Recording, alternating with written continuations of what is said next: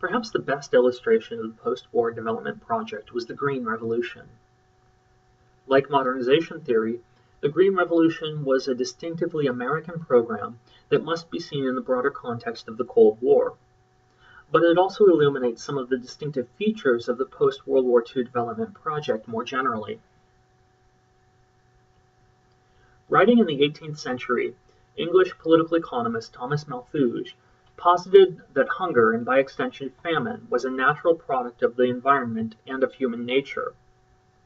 Malthus believed that human population would grow exponentially, while food output could only grow arithmetically. Thus, at some inevitable point in the future, human population would outstrip the ability of the earth to feed us. And Malthus's basic ideas have been widely adopted, even in contemporary analyses.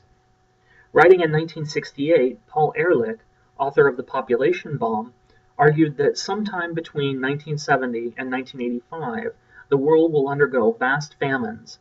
Hundreds of millions of people are going to starve to death. That is, they will starve to death unless plague, thermonuclear war, or some other agent kills them first. His analyses led to some stark conclusions. As he wrote, the United States should announce that it will no longer ship food to countries such as India, where dispassionate analysis indicates that the balance between food and population is hopeless. Fortunately, history to date has proven both Ehrlich and Malthus wrong, even if there are strong proponents of the Malthusian views. Food production has continued to outpace population growth, though the gap between the two has begun to close, particularly in recent years. Nevertheless, there are several problems with Malthus's theorem. As we'll discuss later in the course, consumption is at least as important as population in understanding environmental degradation. But more directly, despite the widespread existence of hunger, food production has continued to outstrip population growth over time. Hunger is thus primarily the result of political and social factors rather than simply in shortfalls of production. Nobel Prize-winning Indian economist Amartya Sen has explored famines and hunger. Sen's theory on hunger, known as Entitlement Theory, argues that hunger results not from a collapse of food production, but rather from the inability of people to secure access to the food that is produced, or more precisely, from inequalities built into mechanisms for distributing food. Sen's interest in famines was rooted in his own experiences as a child in the 1943 Bengal famine, in which an estimated 4 million people died of starvation, malnutrition, and disease. While declines in food production were a factor in the Bengal famine, Sen observes that there was actually more food available in 1943 than there was in 1941 in Bengal. Yet there was no famine in 1941. What set 1943 apart, Sen argues, were the social and economic factors: declining wages, increasing unemployment, rising food prices, and inadequate food distribution systems. In a similar manner, in the United States and Australia and other developing countries, when drought occurs, there's never famine. And more to the point, Sen argues that while widespread malnutrition may exist, no democratic country has ever experienced a famine. Clearly, there's something more to famine than the simple availability of food. Yet in the 1960s, concerns over the possibility of a food crisis in South and Southeast Asia, combined with growing concerns in the United States about the threat of communist expansion into the region to promote a green revolution. And to be sure, anti-communism played an important role in the Green Revolution. Indeed, the Green Revolution and modernization theory more generally were seen as central to U.S. efforts to prevent the spread of communism. As William Gowd, former director of the U.S. Agency for International Development, said of the Green Revolution, "These and other developments in the field of agriculture contain the makings of a new revolution. It is not a violent red revolution like that of the Soviets, nor is it a white revolution like that of the Shah of Iran. I call it the Green Revolution." The term Green Revolution refers to a program of research, development, and technology transfers that took place roughly from the 1950s to the 1970s. Led by Norman Borlaug, the father of the Green Revolution and winner of the Nobel Prize, the Green Revolution sparked a sharp increase in global food production by introducing new chemical-responsive, higher-yielding varieties of rice, wheat, and to a lesser extent corn, with shortened growing seasons, while simultaneously expanding infrastructure, the availability of synthetic fertilizers, pesticides, and herbicides in the global south. The Green Revolution fundamentally restructured agricultural production in the global south, having both positive and negative impacts. And importantly, the Green Revolution was primarily a state-funded endeavor. Governments in both the North and the South devoted considerable resources to developing and promoting Green Revolution technologies. The bulk of the Green Revolution's impact was felt in South and Southeast Asia, as well as in Latin America. Interestingly, Africa was largely excluded from the Green Revolution. And while there have been numerous attempts to replicate and deploy Green Revolution technologies to Africa, they have generally been unsuccessful. Most explanations of the failure of the Green Revolution in Africa center on political factors such as corruption, insecurity, lack of infrastructure, and weak governmental support. But environmental factors have also played a role, with the availability of water necessary for irrigation often lacking, and a greater variety of soil types making the development of cultivars suited for local growing conditions more difficult. In many ways, the Green Revolution presents a perfect illustration of both modernization theory and of the post-war development project more generally. The Green Revolution represented a coordinated effort on the part of the state to establish conditions to transition from traditional subsistence-based agriculture to modern agriculture.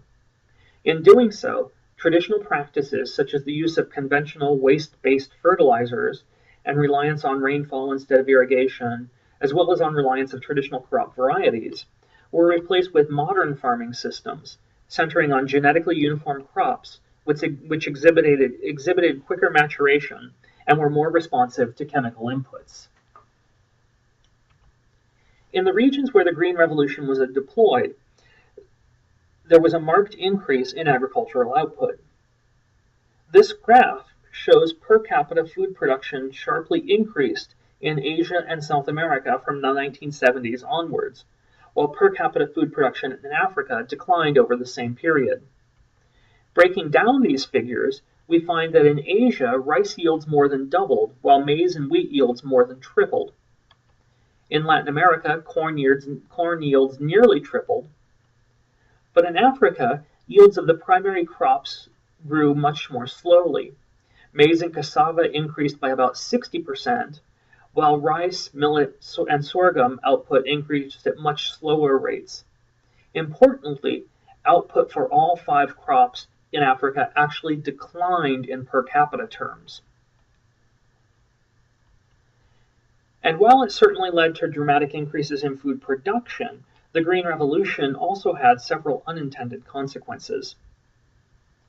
In areas where it was adopted, Green Revolution technologies tended to restructure agricultural production in fairly broad ways. Peasant farmers in the global south tend to be risk-averse, and the smaller your holdings, the more risk-averse you are likely to be. The smallest farmers live a precarious life where one failed growing season can spell ruin. As a result, they tend to adopt technologies at a much slower rate. Consequently, small farmers faced growing competition from larger farmers who could afford to take a chance on the adoption of the new technologies. This resulted in increasing levels of rural inequality and the dispossession of some of the smallest farmers from their land. Land ownership patterns were thus consolidated, with farms becoming larger and larger, suggesting that Green Revolution technologies were not scale neutral, but instead accrued larger benefits to larger farmers. Second, intra-household dynamics were also affected by Green Revolution technologies. Traditionally, many Indian households have a gendered division of agricultural labor, which saw men responsible for cash crops and women responsible for household garden crops. These garden crops provided the majority of the household's subsistence, not to mention its micronutrient variety.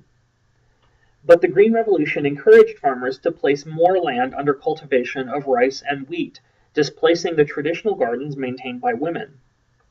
As a result, two important changes occurred. Women's position within the household was undermined, as their ability to garner a small income from the sale of vegetables was reduced.